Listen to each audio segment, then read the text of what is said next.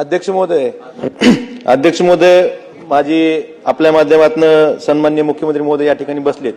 एक विनंती करायची आहे की स्मार्ट मीटर ग्रामीण भागातही जुने मीटर चांगले असताना लावले गेलेले आहेत, परंतु सध्या अध्यक्ष महोदय परीक्षेचा कालावधी आहे आणि स्मार्ट मीटरच्या माध्यमातून सिस्टीम मधून डिस्कनेक्शन झालेले आहेत आणि ग्रामीण भागात आमच्या धाराशिव जिल्ह्यात जवळपास 4000 घरगुती ग्राहकांचं डिस्कनेक्शन झालेलं आहे.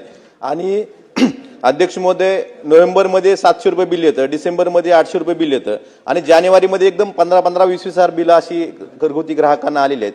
अध्यक्ष महोदय माझी मुख्यमंत्री महोदयांना एवढीच विनंती आहे की या बिलाचे हप्ते पाडून देणं, बिलात दुरुस्ती करणं गरजेचं असलं दुरुस्ती करून देणं. आणि सध्या परीक्षेचा कालावधी असल्यामुळे डिस्कनेक्शनमुळे विद्यार्थ्यांना अडचण येते, तर हे डिस्कनेक्शन जे सिस्टीममधून झालेले आहेत हे डिस्कनेक्शन आपण हप्ते पाडून देऊन त्यांचे परत वीज पुरवठा करावा एवढीच विनंती आपल्या माध्यमातून करायची आहे. कोणी हप्ते पाडून मागितले तर निश्चितपणे देण्यात येतील. फक्त एकच आपण लक्षात घ्या की विजेचं बिल तर भरावं लागेल. आता आपण उलट स्मार्ट मीटर वाल्यांना तर 10% कमी बिल करून टाकलं आणि त्याच्यानंतर विजेचे दर देखील आपण कमी केलेले आहेत. त्याच्यामुळे पण तरी कोणाचं असेल तर आपण त्यांना हप्ते पाडून देऊ. नर साहेब बोला.